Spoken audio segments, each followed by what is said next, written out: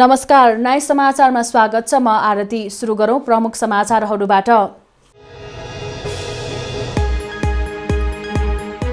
रौतहटमा थप 2 जनामा कोरोना संक्रमण पुष्टि। नेपालमा कोरोना संक्रमितको संख्या 52 पुग्यो। आरडीटी र पीसीआर दुवै विधिबाट परीक्षण तीव्र। जसपाका सांसद अपहरणको जाहेरी सरकारी वकिलको कार्यालयमा पनि दर्ता भएन। अध्ययनका लागि 1 हप्ता लाग्ने भन्दै अस्वीकार। अदालत परिसरमै नाराबाजी। संसद सञ्चालनको अन्योता कायमै। सामाजिक दूरी कायम हुने गरी व्यवस्था मिलाएर बजेट अधिवेशन बोलाउन सांसदहरूको सुझाव। काठमाडौँ उपत्यकामा लकडाउन उल्लङ्घनका घटना बढ्दो। गृहको परिपत्रपछि प्रहरी चेक जाँचमा कडाई। काठमाडौँका विभिन्न ठाउँबाट 2000 सवारी प्रहरी नियन्त्रणमा। र विश्वव्यापी महामारीको रूपमा फैलिएको कोरोना भाइरसबाट संक्रमितको संख्या 30 लाख नाग्यो। विश्वभर 2,11,000 भन्दा धेरैले ज्यान गुमाए।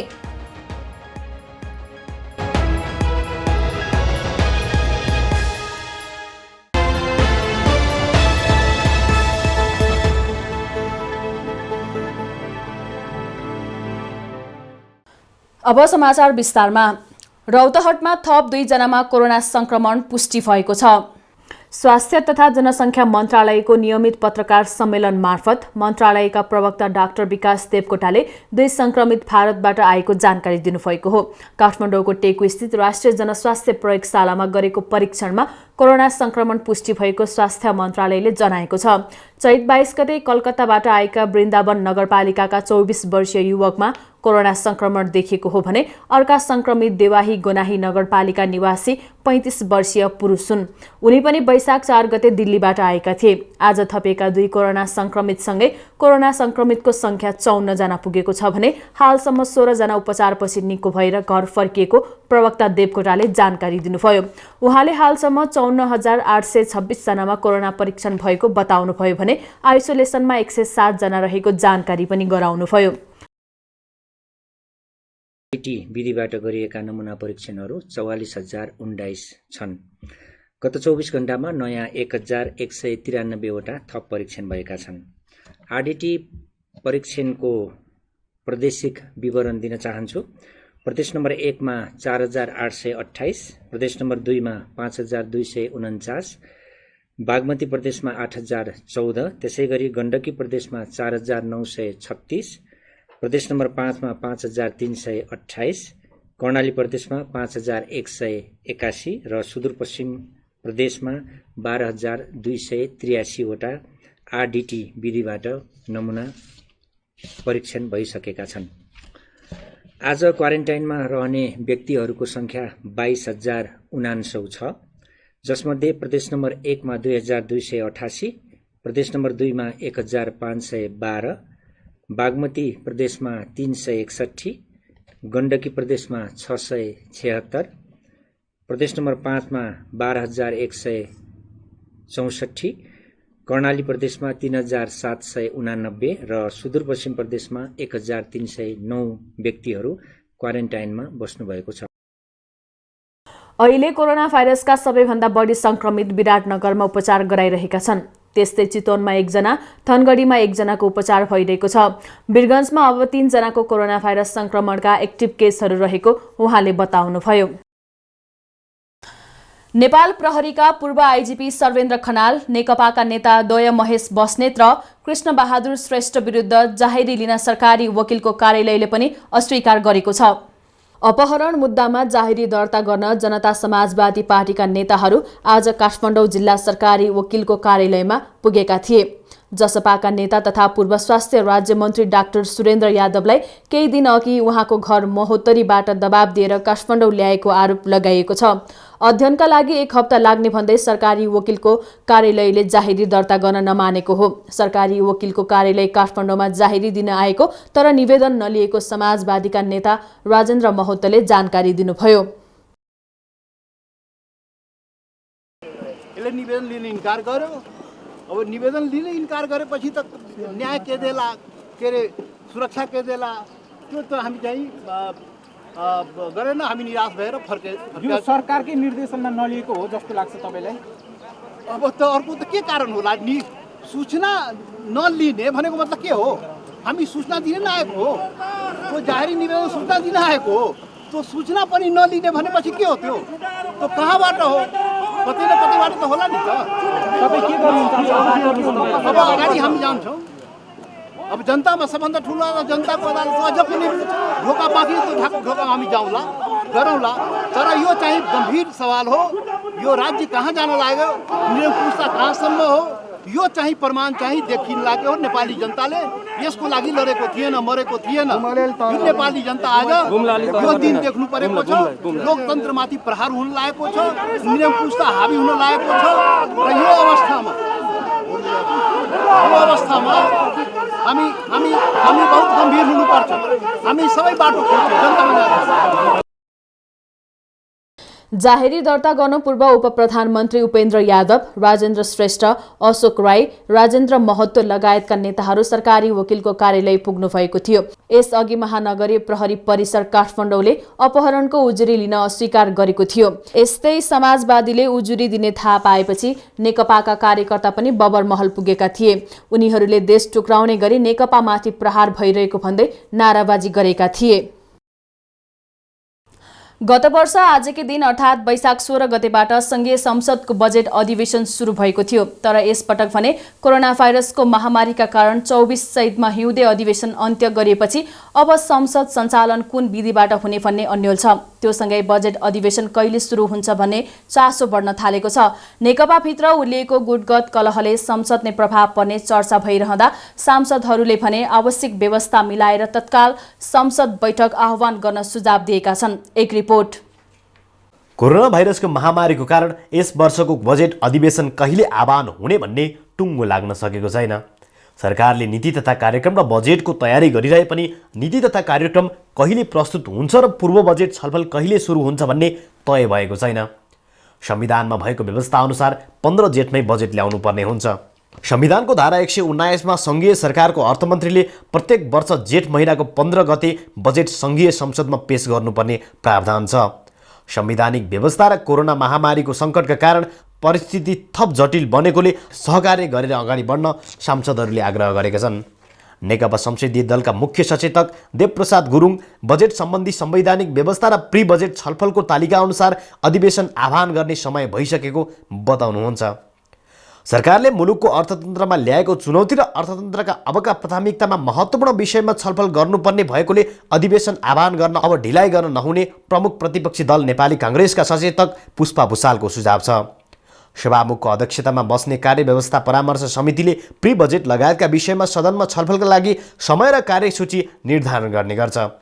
राष्ट्रिय जनता पार्टीका मुख्य सचेतक लक्ष्मण लाल कर्णले पनि जनताको आवाजको प्रतिनिधित्व सदनमा हुने र संसद नभई बजेट पारित नहुने भएकोले सामाजिक दूरी कायम हुने सिटको व्यवस्थासहित यो महिनाभित्र संसदको बैठक बोलाउन सरकार र संसद सचिवालयको ध्यान आकर्षण गराउनु भएको छ। तर संसद सचिवालयमा भने अहिलेसम्म कुनै खबर प्राप्त नभएको कार्यवाहक महासचिव गोपालनाथ योगीको भनाइ छ। अबको अधिवेशनमाथि कोभिड-19 को सन्तास र यसले राष्ट्रिय जीवनमा पारेको दुष्प्रभाव न्यून गर्ने जिम्मेवारी रहेकोले सरकार र संसदबीच सुझबुझपूर्ण सहकार्य आवश्यक ठानिएको छ। तर सत्तारूढ दल नेकपा भित्रै चुलिएको विवादले संसदमा पनि प्रभाव पार्ने आशंका गर्न थालेको छ।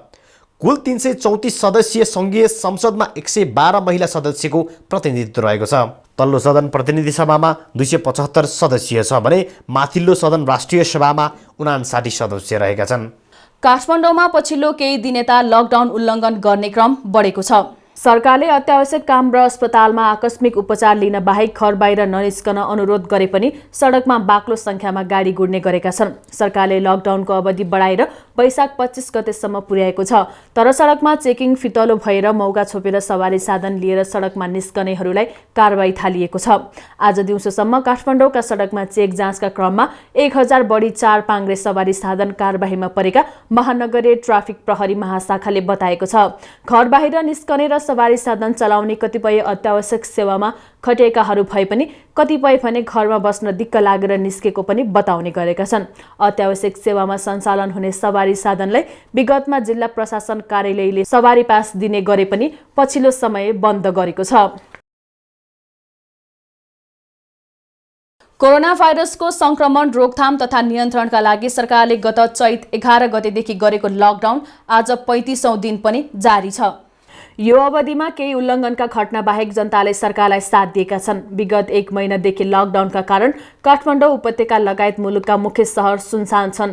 तर पछिल्लो समय लकडाउन उल्लङ्घन गर्ने बढेपछि गृह मन्त्रालयले कोरोना भाइरस संक्रमणको प्रसार रोक्न गरेको लकडाउनमा कडाई गर्न सुरक्षा निकाय र स्थानीय प्रशासनलाई परिपत्र गरेको छ। सरकारले घोषणा गरेको लकडाउनको अवधि मन्त्री परिषद बैठकले वैशाख 15 सम्मका लागि बढाएको थियो। प्रहरीले घर बाहिर ननिस्कन तथा उच्च सुरक्षा सतर्कता अपनाउन आग्रह गरेको छ। समाचारको क्रम जारी नै छ। अब एकैछिन विश्राम।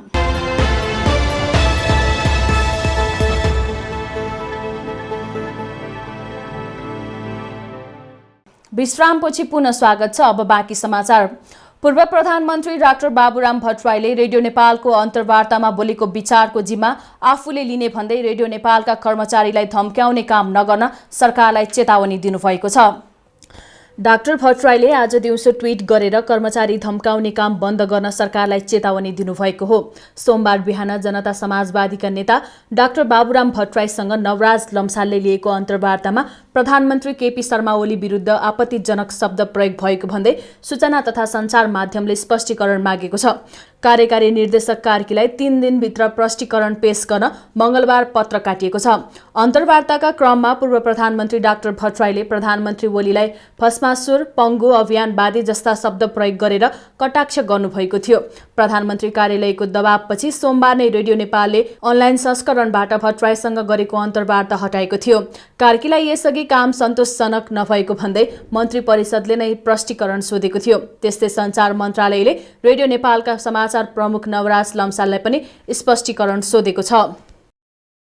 आगामी वर्षका लागि नयाँ योजनाहरू थप नहुने शहरी विकास मन्त्रालयले जनाएको छ। मन्त्रालयका अनुसार गत वर्षका योजनाहरूलाई निरन्तरता दिने गरी अर्थ मन्त्रालयबाट बजेट प्रस्ताव गर्न निर्देशन आएको भन्दै नयाँ योजना थप नहुने भएको छ। मन्त्रालयमा आज सांसदहरूसँगको छलफलमा मन्त्रालयका सचिव मधुसूदन अधिकारीले अर्थ मन्त्रालयको निर्देशन अनुसार बजेट प्रस्ताव गरिएको बताउनुभयो। सांसदहरूले एक निर्वाचन क्षेत्रमा एक योजना पर्ने गरी बजेट प्रस्ताव गर्नुपर्ने सुझाएका छन्। विगतका वर्षहरूमा शक्ति र पहुँचका आधारमा योजनाहरू गर्ने परम्परा तोड्दै समानुपातिक ढङ्गले बजेट विनियोजन गर्न सांसदहरूले सुझाव दिएका हुन्। सांसद जीवनराम श्रेष्ठले बजेट वितरण नीति ठिक नभएका कारण कसैकोमा बजेट नपर्ने, कसैकोमा धेरै पर्ने गरेको सुझाव दिनुभयो। दुईवटा बजेट हामीले हेरौँ।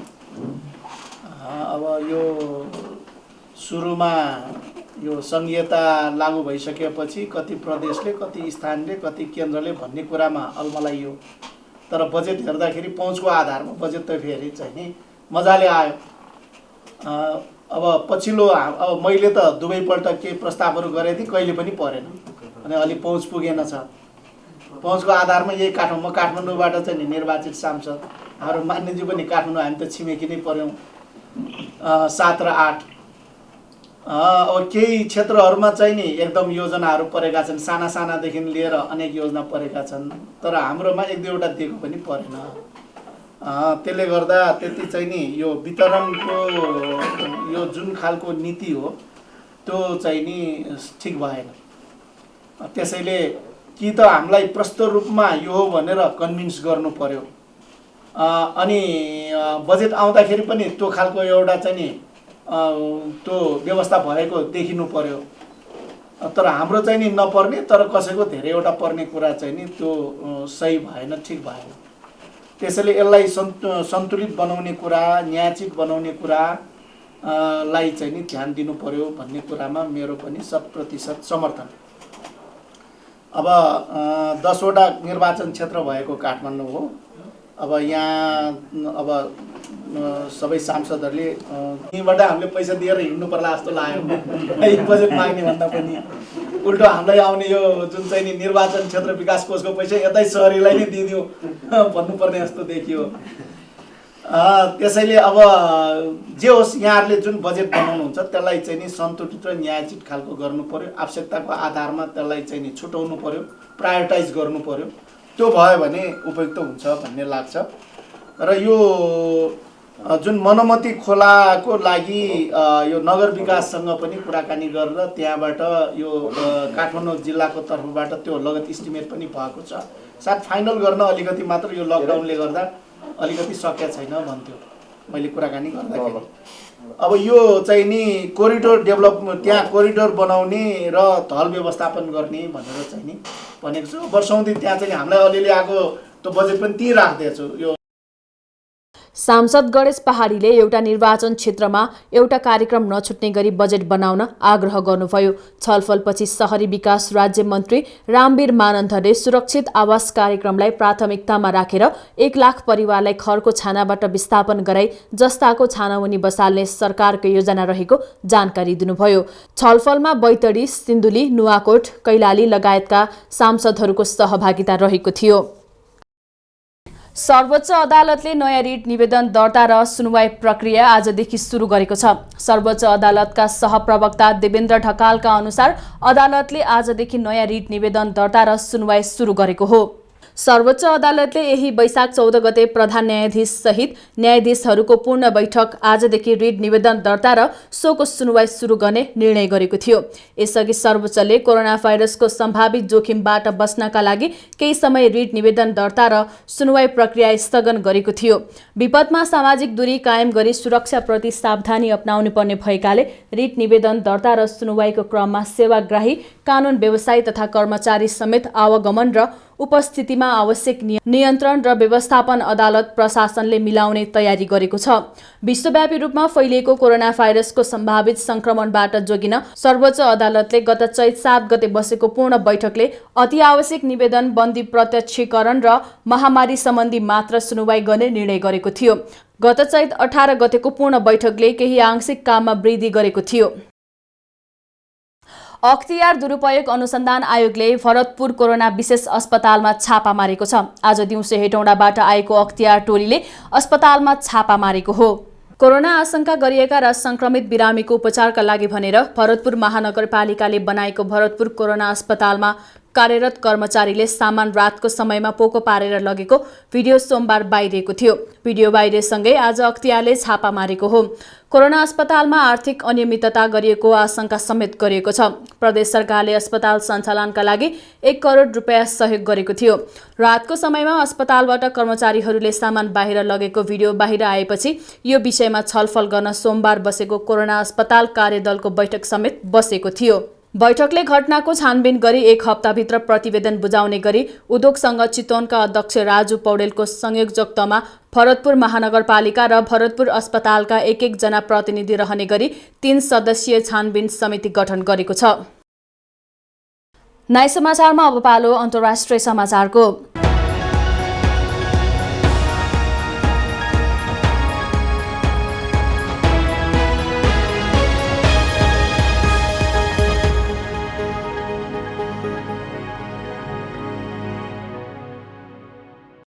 विश्वभर महामारीको रूपमा फैलिएको कोरोना भाइरसबाट संक्रमितको संख्या 30 लाख नागेको छ।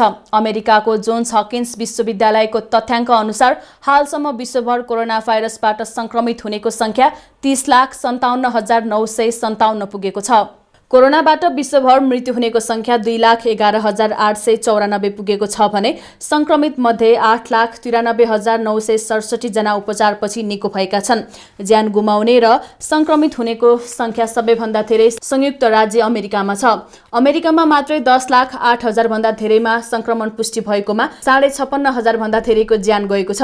स्पेनमा 2,29,422 जना संक्रमित भएका छन् र 23,521 जनाको मृत्यु भएको छ। यस्तै 1,20,832 जना उपचारपछि निको भएर घर फर्किएका छन्।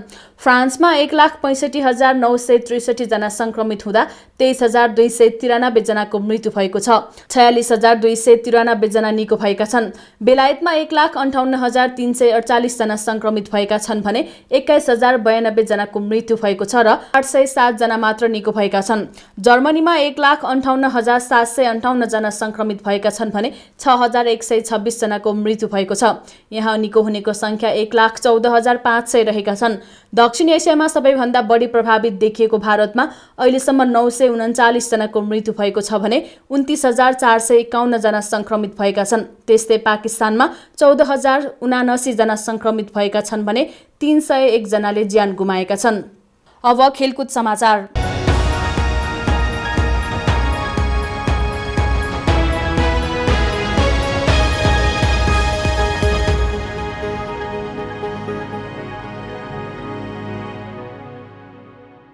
कोरोना भाइरसको कारण 1 वर्ष स्थगित भएको टोकियो ओलम्पिक तोकिएको नयाँ मितिमा नभए रद्द गरिने भएको छ। टोकियो ओलम्पिक आयोजक कमिटीका अध्यक्ष योशिरो मोरीले सन् 2021मा समेत आयोजना गर्न नसकिए प्रतियोगिता रद्द हुने बताएका छन्। विश्व खेलकुदको कुम्भ मेला ओलम्पिक सन् 2021 को जुलाई 23 देखि अगस्त 8 सम्म हुनेछ। यसअघि टोकियो ओलम्पिक यसै वर्षको जुलाई 24 देखि अगस्त 9 सम्म हुने तय थियो। तर कोरोना भाइरस विश्वभर महामारीको रूपमा फैलिएपछि ओलम्पिक प्रतियोगिता 1 वर्ष सारिएको थियो। अध्यक्ष मोरीले कोरोनालाई जितेर ओलम्पिकको आयोजना गर्न सफल हुनेमा विश्वस्त रहेको समेत बताए। उनले आगामी वर्ष हुने ओलम्पिक मूल्यवान हुने पनि दावी गरे। यस्तै आगामी वर्ष आयोजना हुने भए पनि प्रतियोगिताको नाम टोकियो ओलम्पिक गेम्स 2020 नै रहने भएको छ।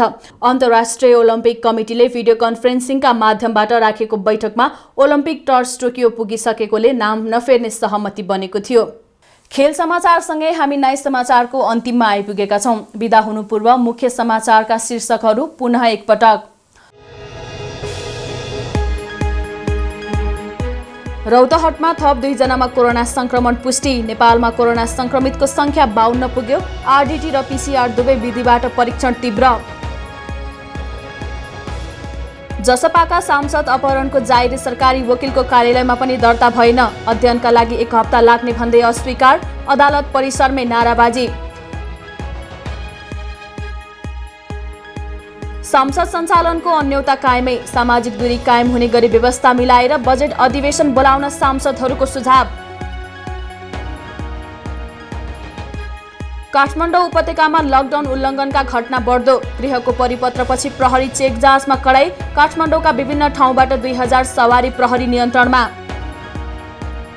र विश्वव्यापी महामारीको रूपमा फैलिएको कोरोना भाइरसबाट संक्रमितको संख्या 30 लाख नाग्यो। विश्वभर 2,11,000 भन्दा धेरैले ज्यान गुमाए।